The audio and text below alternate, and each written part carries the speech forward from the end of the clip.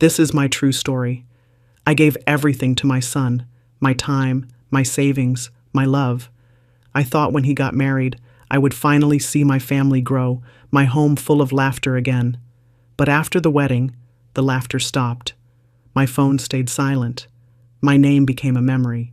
When I tried to visit, they told me, "This is for family only." I smiled and walked away, but I wasn't broken. They forgot who made them what they are. The next morning, they learned it. Before I tell you what I did next, tell me where you're watching from. And please share my story so more mothers know their worth. After the wedding, the house grew quiet. The laughter that once filled the walls was gone. I would wake up early, make tea for two, and then remember there was only me now. Every morning I looked at my phone, waiting for a call, a message, even a small text from my son or his wife. But days turned into weeks, and nothing came. I told myself they must be busy, adjusting to married life. I tried to understand. I told everyone who asked that they were fine, that they just needed time. But deep down, I knew what silence meant. The photos from the wedding still hung on the wall. My son's smile in them looked different now. I would look at those pictures and wonder if he even remembered how happy he looked holding my hand that day. His wife had hugged me politely back then, all smiles in front of the camera. But after that, she stopped calling me Ma. It became her. I became her. The house I helped build now felt too big, too empty. Every sound echoed. Every room reminded me that I wasn't needed anymore. Sometimes I would pick up my phone and scroll through family pictures just to feel close to them. I would see their new photos online, dinners, parties, smiles, all with captions like family time.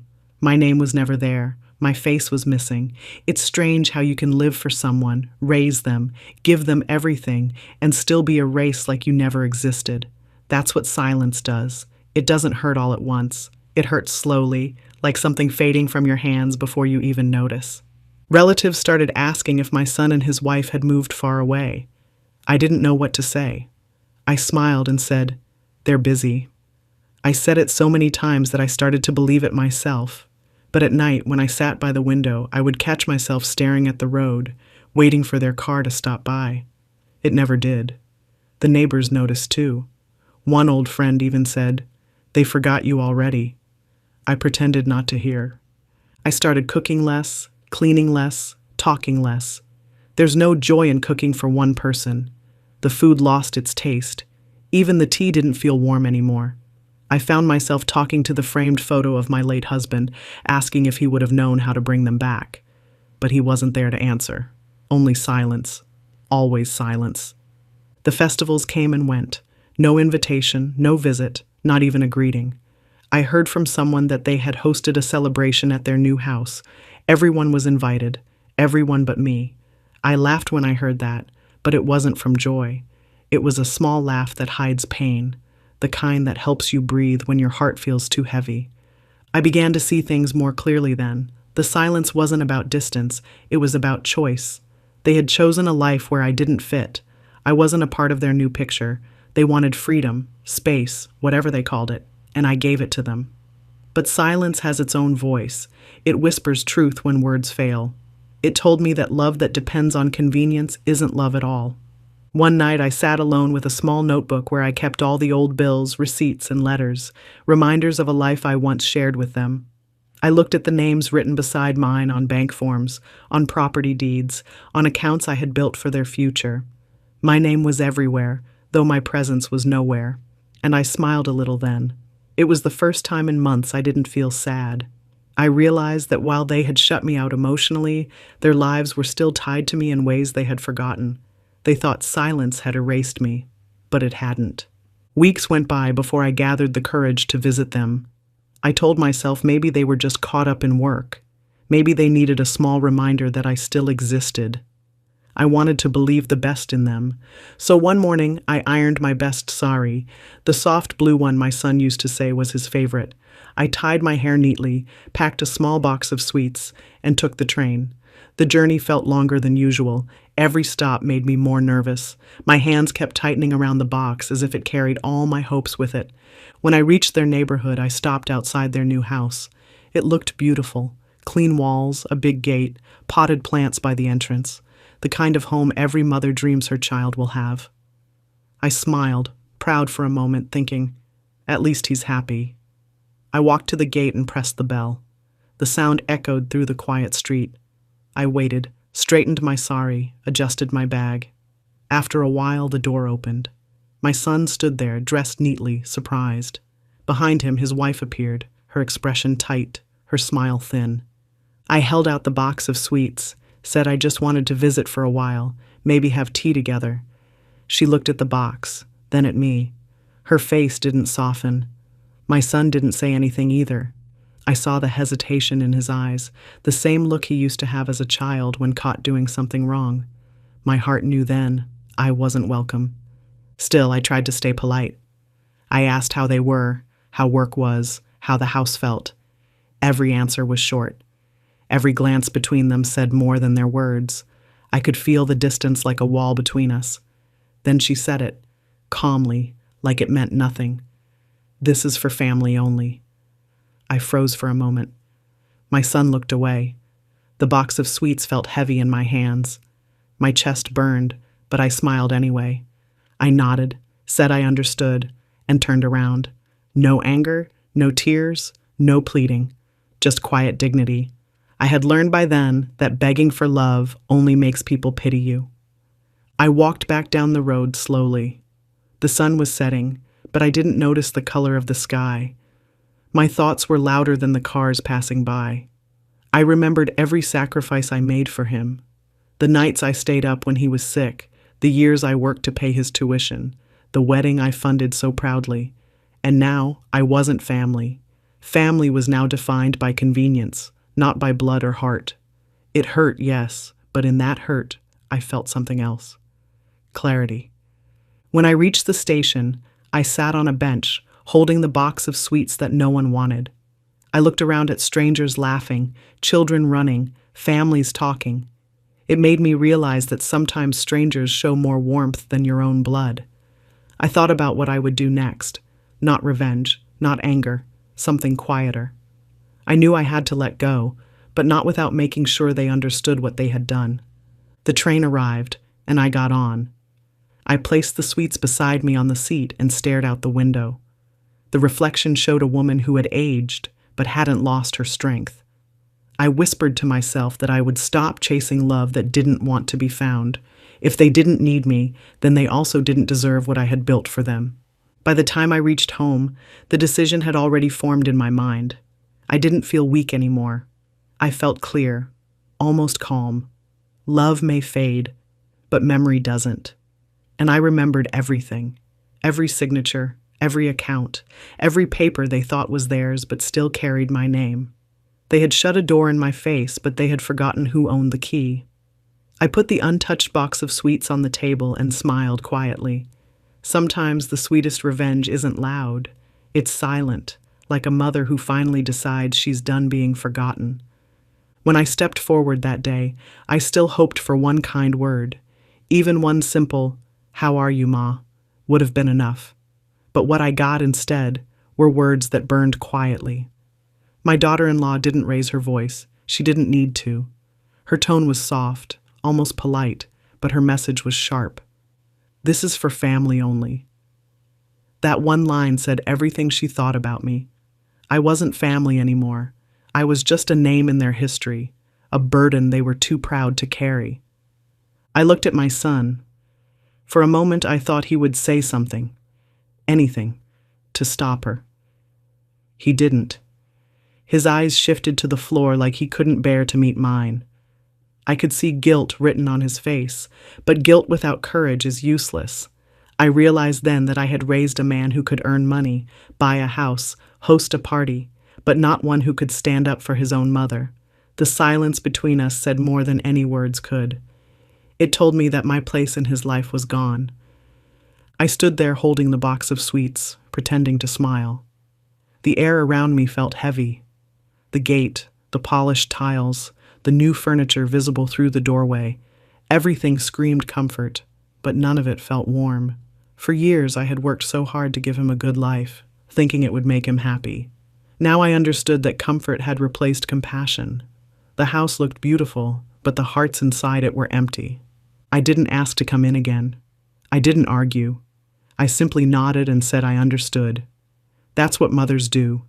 They take the pain quietly so their children don't feel embarrassed. But this time, I wasn't doing it out of love. I was doing it out of strength. I knew begging for a place in their life would only make me smaller. I had done enough begging in silence already.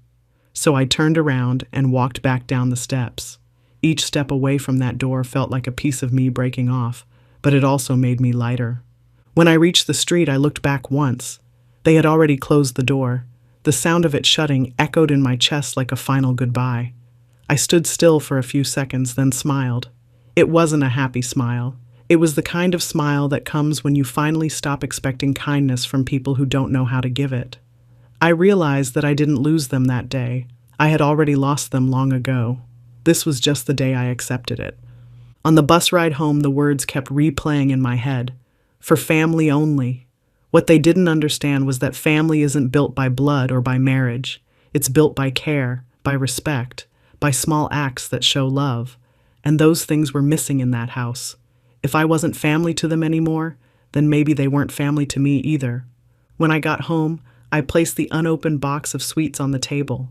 It sat there untouched, just like all the love I had saved for them.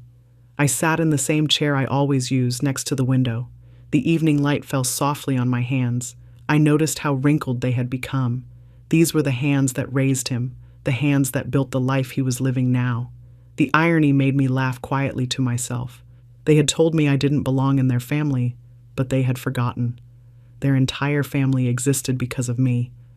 I didn't cry that night. Instead, I went through my old folder of documents again. My name appeared everywhere.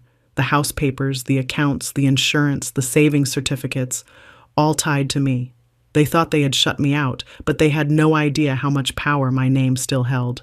I had spent years giving them everything without question. Now, it was time to take back my peace. As I sat there in the quiet, I repeated their words one last time in my head, not with pain but with a strange calm.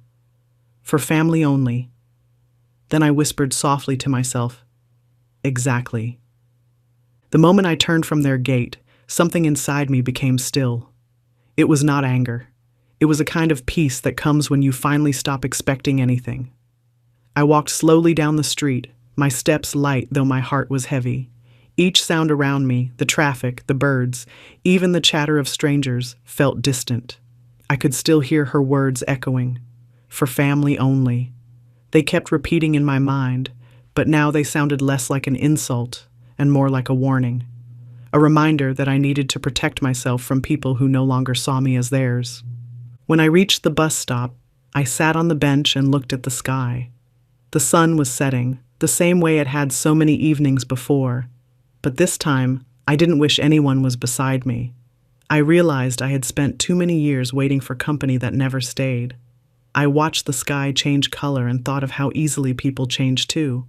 They shine bright when they need you, then fade away when they find their own light. I decided then that I would stop chasing shadows. On the ride home, I opened my purse and looked at the small folder of papers I always carried. My name, printed carefully beside my son's in every document. Those papers once made me proud. They meant that I had built something real. Now they reminded me of my mistake. I had given too much trust. Trust that turned into silence, and silence that turned into distance. I pressed the folder against my chest and promised myself I would not let that trust be used against me again. When I reached home, the house greeted me with the same quiet it always did. I took off my shoes, placed the sweets on the table, and sat in my old chair. The chair creaked under my weight, familiar and honest, like an old friend who never lies. I looked around and noticed how little had changed. Same curtains, same photos, same air. Yet everything felt different because I finally saw the truth. The loneliness I had been blaming on age or time wasn't new. It was a pattern of being needed when they wanted help and ignored when they didn't. I went to the kitchen, poured myself some water, and stood still for a long moment. I remembered how many meals I had cooked for them, how many times I waited for the sound of their car, how many nights I kept the lights on just in case they came home late. None of that mattered now. Kindness, I realized, should not mean surrender. Love should not mean losing yourself. I had confused the two for too long. That night I lay in bed and couldn't sleep. The words kept coming back. For family only. I thought about what that really meant. Maybe family isn't about who you give birth to, but who stands beside you when the world turns away. If they didn't see me as family, then I would stop living as if they did. I would stop trying to fit into a space that no longer existed.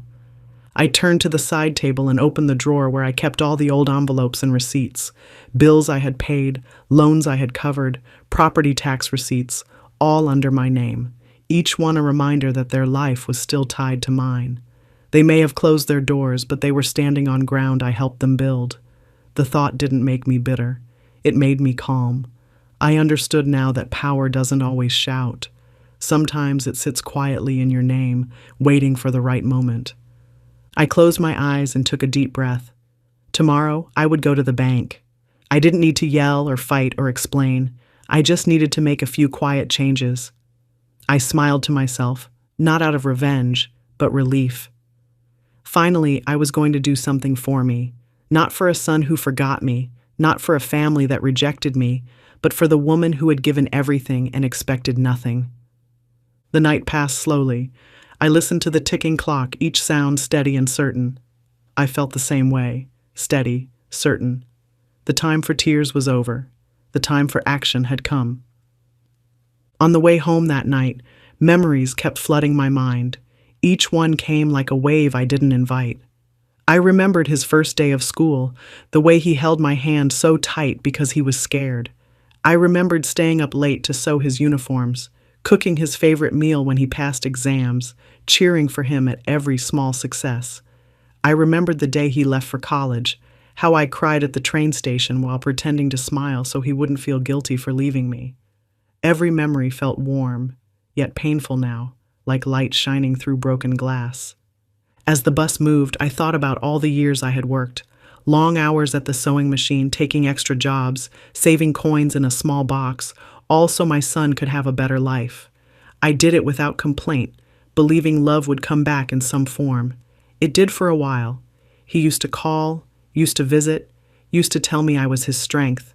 Then slowly, the calls got shorter, the visits fewer, the warmth colder. But I told myself that's how life works. Children grow up, mothers step back.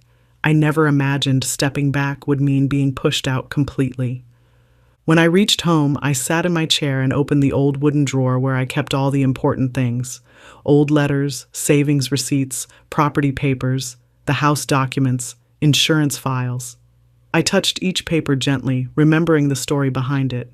Each signature was mine, each sacrifice real. I had worked hard for every line of ink that tied my name to those documents. They weren't just pieces of paper.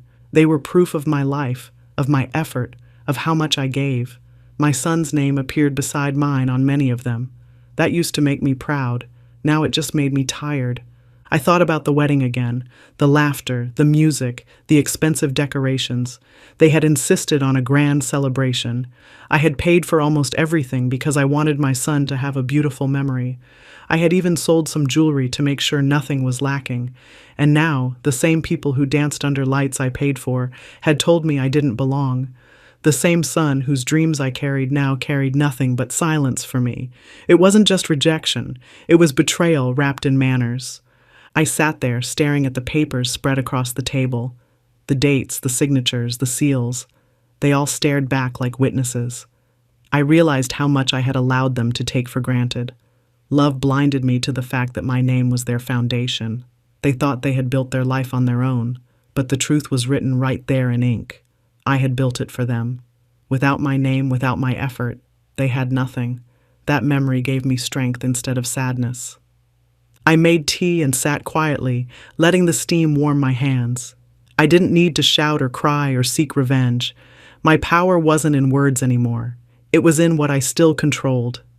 My mind wandered to the small moments, the evenings when I waited by the window hoping they would visit, the holidays when I cooked too much food just in case they showed up. I realized how foolish that hope had been. I had wasted so many moments waiting for people who saw me as invisible. That waiting ended now. As the night grew darker, I packed away the papers neatly, tied them with a string, and placed them beside my chair. Tomorrow I would take them to the bank, not to threaten or to hurt anyone, just to protect myself. I had already given them enough chances to act with love. Now it was time for them to face the weight of their own choices. Before I went to bed, I looked at one old photograph, me, my husband, and our young son smiling in front of this very house. I ran my fingers over my husband's face and whispered softly, "I did my part." He would have understood. He always said kindness was my strength, but he forgot to mention it should never come without limits. That night, I slept peacefully for the first time in months. I knew what I had to do, and for once, I wasn't afraid. That morning, I woke up before sunrise. The house was quiet, as always. I made tea, sat near the window, and watched the light touch the walls. I had made my decision, and for once in a long time, I felt no confusion. Everything I needed to do was clear in my mind. I didn't need to think twice. I didn't need anyone's permission. This time, I was acting for myself, not for family, not for duty, not for love, just for peace. I finished my tea, put on a clean sari, and took out the folder of papers I had organized the night before. I went through them one last time, the property documents, the savings account statements, the insurance papers, and the investment files. Each of them carried my name. Every single one reminded me of how much I had given and how little I had asked in return. I didn't feel sad anymore. I felt grateful that I had kept those documents safe all these years. They were my shield now, not just old memories. I packed everything neatly into my bag and left the house. The road was empty except for a few milk vendors and stray dogs. The morning breeze felt cool on my face. As I walked to the bus stop, I thought of all the times I had taken the same road to buy groceries or visit the doctor. Today it felt different. It wasn't a walk of routine. It was a walk of freedom. Each step felt like a small piece of my old fear falling away. The bus ride was quiet. I sat near the window, holding my bag close. The city was waking up, people rushing to work, children in school uniforms, vendors setting up stalls. Everyone seemed to have a purpose. For the first time in years, I did too. I wasn't just a mother or a widow or someone's responsibility. I was a person with her own mind, her own decision. I looked at the reflection in the window and saw a woman who had been quiet for too long. That silence had been mistaken for weakness. Today, that same silence was going to become her strength. When I reached the bank, the manager recognized me immediately. I had known him for years. He had handled my account since my husband was alive. He greeted me politely and asked how I was doing. I smiled and told him I needed to update a few things. My voice didn't shake. My hands didn't tremble. I handed him the folder and quietly explained that I wanted to remove my son's name from all joint accounts and freeze the ones still pending verification. He nodded slowly, surprised but respectful. He asked if I was sure. I said yes, completely sure. As he processed the papers, I sat in the waiting area and watched people walk in and out. Some worried, some hurried, some smiling. I wondered how many of them carried stories like mine, full of love turned cold. It made me realize that pain is universal, but what you do with it defines who you become. I wasn't angry at my son anymore. I just didn't want to belong to people who didn't value me. I had built my life once from nothing. I could protect it now without anyone's help. After an hour, the manager came back with a few forms for my signature. I signed them carefully, one after another. With every stroke of the pen, I felt lighter. It wasn't revenge. It was self-respect written in ink. When it was done, he gave me copies and said the process would be completed by morning. I thanked him and stood up. My work was done. Outside, the sun was brighter. I stopped by a small stall and bought myself a cup of tea. The man at the stall asked if I wanted sugar. I smiled and said yes, just 1 spoon. As I sipped the tea, I felt warmth spread through me. It wasn't just the tea. It was relief. For the first time in years, I had taken control of my own life. I didn't need anyone's approval. I didn't need to explain. On the way back, I didn't look at my phone. I knew they would call eventually, but not yet. They still believed I was weak. They still thought I would keep quiet no matter what. They had no idea that quiet people can be dangerous when they've had enough. I wasn't going to shout or fight. I would let the silence do the talking this time, through documents, through frozen accounts, through the calm face of a mother who had finally decided to stop being invisible.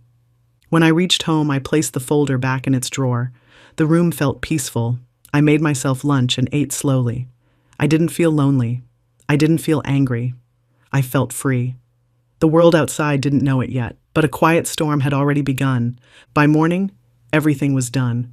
I woke early, made tea, and sat waiting for the call from the bank to confirm the changes. The sun hadn't even risen properly yet, but I felt a strange energy. It wasn't excitement or pride. It was peace. For once, I wasn't waiting for anyone else to fix things for me. I had done what needed to be done, and that was enough. When the phone rang, the manager's voice on the other side was polite and clear. He confirmed that all joint accounts were frozen temporarily and that new verification documents were being processed. He said it would cause some confusion for the other account holders. I thanked him and smiled quietly to myself. Confusion was only fair. I had lived in confusion for years, wondering why love had turned into distance, why silence had replaced care. Now it was their turn to wonder. After the call, I dressed neatly and decided to go for a walk. The street was coming alive, shop shutters opening, children running, women sweeping doorsteps. Everything felt normal, yet I could sense that my world had shifted. Every step I took felt lighter, like a burden had been lifted from my shoulders. For years, I had been carrying their needs, their problems, their comfort. Today, I was carrying only myself. The air smelled different, fresher, maybe because I was finally breathing for me. When I returned home, I cooked breakfast and ate alone. There was no noise in the house, but it didn't feel empty. Silence can be cruel when it's forced on you, but it becomes kind when you choose it. I thought of the day before, of standing at that door, being told I wasn't family. Now, that same sentence made me stronger. If they didn't see me as family, they had no right to live off what I built. It was a simple truth, one they had chosen to ignore. Around noon, the first calls came. My son's name appeared on the screen again and again. I didn't answer. I could imagine the panic on his face, the sudden fear when the bank refused his transactions. I pictured his wife, the same one who said family only, now demanding answers. I didn't need to see it. I had lived long enough to know how people behave when their comfort is threatened. My phone kept buzzing, but I didn't touch it. Instead, I opened the window and watched the world outside. The vendor selling vegetables, the sound of a temple bell in the distance. Life was moving as it always did. The world doesn't stop for anyone's pride or tears. By evening, the calls turned into messages. Mom, the bank says there's a mistake. Mom, please call back. Mom, they're saying all accounts are frozen.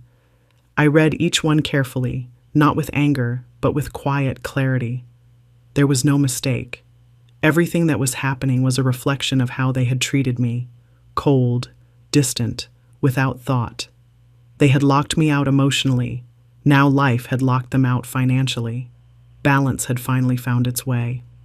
I poured myself another cup of tea and sat by the window, watching the sky darken. I thought of my husband again. He had always trusted me with money, saying I was the careful one. Maybe he knew that one day I would need to protect myself. I whispered a thank you to him in my heart. The tea tasted sweeter than usual, maybe because it carried the flavor of justice, not the loud kind, but the soft kind that only a mother's silence can deliver. As the night came, I turned off my phone and placed it on the table. I didn't want to hear apologies or excuses. Tomorrow they would realize that nothing in this world stays free forever. Not kindness, not patience, not forgiveness. I had given them everything, and all I wanted in return was respect. They chose pride instead, so now they could learn what pride costs. I went to bed early, my mind calm. Outside, the neighborhood was quiet, only the faint sound of crickets. I pulled the blanket over me and closed my eyes. For the first time in years, I slept without worry. No waiting, no hoping, no aching for someone to call. I didn't need them anymore. The only sound in my head was my own steady voice reminding me. Sometimes silence speaks louder than words, and peace begins where guilt begins to knock. By noon the next day, my phone started buzzing again, louder this time, as if it refused to let me have peace. I ignored the first few calls, then the messages started piling up one after another. My son's name, his wife's name, even numbers I didn't recognize. They all wanted one thing: an answer. The bank must have called them by then. I could picture it clearly: the confusion, the shock, the panic. My daughter-in-law's voice raised, my son trying to keep calm, both of them realizing that for the first time, they weren't in control. I didn't answer a single call. Instead, I took my cup of tea and went to sit near the window. The sun was warm, the air soft, the day quiet. It felt strange that such peace could exist while somewhere else, chaos was unfolding. I didn't feel guilty. I had done nothing wrong.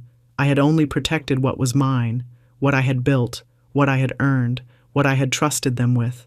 For years they had taken my silence as weakness, my kindness as blindness. Now they were learning that patience has limits. The phone kept ringing. I watched it light up on the table, then go dark again. It was like watching the heartbeat of a house that was finally realizing it stood on borrowed ground. I imagined my son trying to explain things to his wife, both of them blaming each other. Maybe he was angry, maybe she was scared, but none of it mattered now. For the first time, I was not the one waiting or worrying. I was the one being waited on. It felt strange but right. After a while, I picked up one call. I didn't speak. I just listened. It was my son's voice, shaky, nervous, almost pleading. He said the bank had called, that there had been some confusion, that the accounts were locked. He said my name again and again, like saying it would undo what had already been done. When I stayed silent, he started saying, "Please." That word had disappeared from his mouth long ago. I almost felt sorry for him, but then I remembered standing at his door, holding sweets, hearing his wife say, "For family only." That memory steadied my heart. I hung up without saying a word. I didn't need to explain myself. He never explained when he ignored me.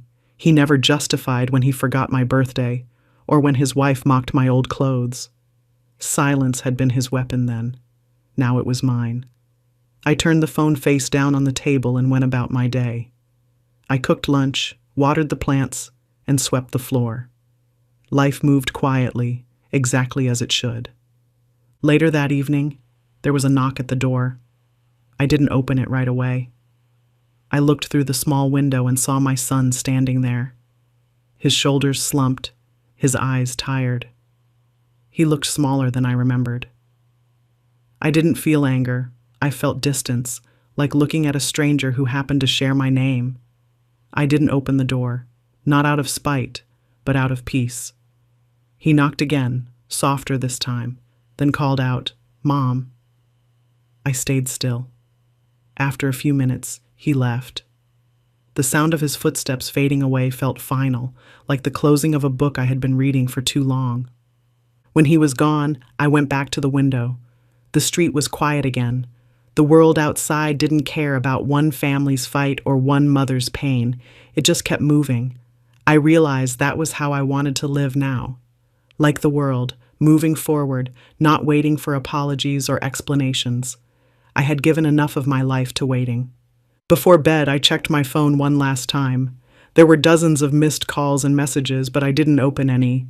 Instead, I turned off the phone completely and placed it inside a drawer. For the first time, the silence in the house felt like freedom, not loneliness. I smiled to myself and whispered, "They'll understand now. Maybe not today, but they will." That night, I slept deeply. My dreams were calm. I didn't dream of family dinners or laughter. I dreamed of peace, simple, quiet, mine. The next morning I woke before sunrise again. The house was still and soft, only the sound of birds outside. I made my tea, sat by the window, and thought about how different the air felt now. It was lighter, freer.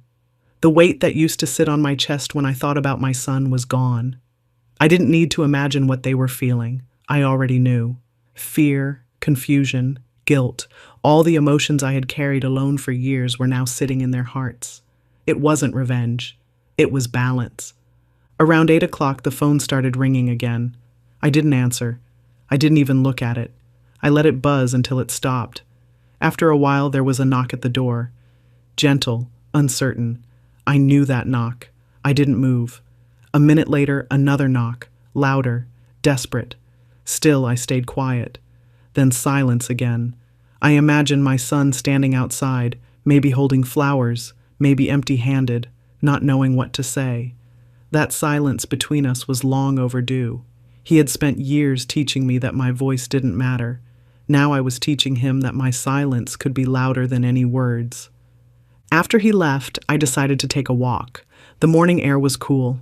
I passed by the same market where I used to buy vegetables for his house.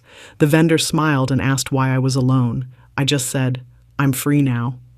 He didn't ask what that meant, and I didn't explain. Freedom doesn't always need a story. Sometimes it's just the absence of fear when you wake up. When I got back home, I opened the old cupboard in my room. Inside were photos, birthdays, festivals, family trips. I went through them one by one. In every picture, I was smiling. But behind that smile, I could now see the tiredness, the pretending.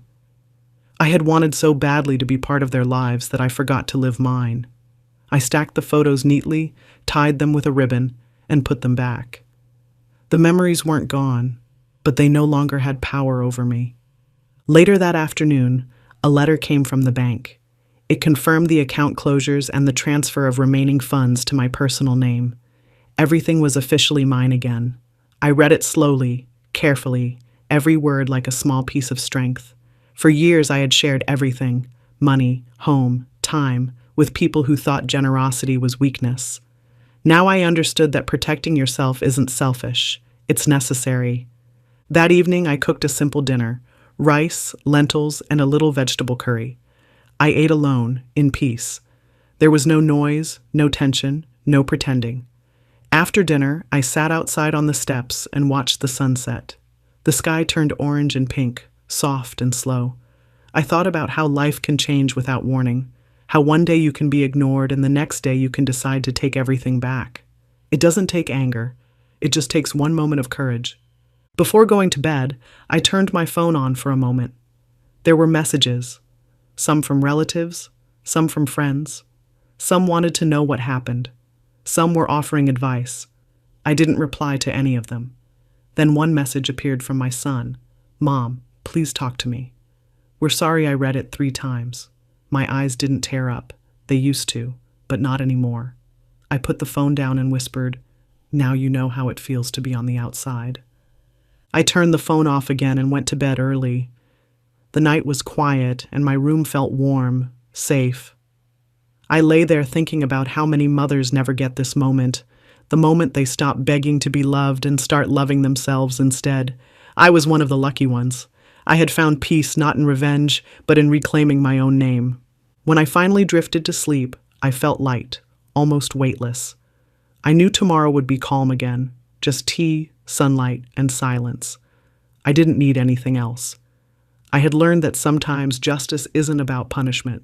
It's about walking away, smiling, and never looking back. The next morning, I woke to sunlight filling my small living room. The light felt different, warmer, almost gentle. I made my tea as usual and sat near the window. The birds were louder that day, or maybe I was just hearing them clearly for the first time in a long time.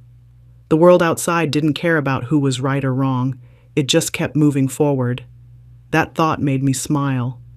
For the first time in years, I was part of that rhythm again. Quiet, steady, free. A neighbor stopped by to drop off some groceries I had ordered. She looked curious. People always are when they sense a story but can't see it yet. She asked softly if everything was fine. I said yes. Everything was better than fine. She smiled back, confused but kind, then left. I went back to my chair and took another sip of tea. I didn't need to tell anyone what had happened. The peace I felt was proof enough that justice had already been served. The phone lay on the table beside me, silent. No more buzzing, no missed calls flashing on the screen. I knew they had finally stopped trying. Maybe the bank told them what they didn't want to hear, that everything was legal, that every signature was mine, that nothing could be changed without me. Maybe they were sitting in their big house looking at each other, realizing that the woman they had dismissed had built the very life they took for granted. That was justice enough for me. Later in the day, I decided to walk to the temple. The priest smiled when he saw me and asked if I wanted to light a candle. I nodded. I didn't pray for revenge or forgiveness. I just stood quietly and thanked the universe for giving me strength when I thought I had none left. All those years of silence, all those moments I felt invisible, they had led to this one feeling of calm. I wasn't angry anymore. Anger is heavy, peace is lighter. On my way back, I passed by the bank. For a moment, I thought about going in, just to check the accounts again, but then I stopped. I didn't need to. I trusted myself now, and that trust was worth more than any number in a ledger. I walked past the building with my head high, my steps slow but steady. People looked at me and smiled, maybe because I was smiling too. When I got home, the house felt full, not with people but with silence that didn't hurt. I cooked lunch, played old songs on the radio, and even laughed when I dropped a spoon. I realized I hadn't laughed alone in years. It felt strange and beautiful. After lunch, I sat down and wrote a note for myself. It said, "You did not lose a family. You found yourself." I placed it inside the drawer next to the old photos. That evening, when the sun began to set, I sat outside on the steps. The sky was orange again, like it had been the day before. I thought about everything, the rejection, the silence, the door that had closed on me, and the one I had quietly closed in return. It all seemed far away now.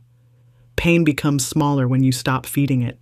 Love becomes clearer when it's not mixed with fear. I had learned both lessons the hard way, but I had learned them completely. I didn't know what my son or his wife would do next, and honestly, I didn't care. Maybe they'd try again to reach me. Maybe they'd stay angry. Maybe they'd realize their mistake one day. None of that was mine to fix anymore. My only responsibility now was to live the rest of my days in peace, the kind that comes when you stop chasing love and start choosing respect for yourself. When night came, I locked the door and looked around the small house.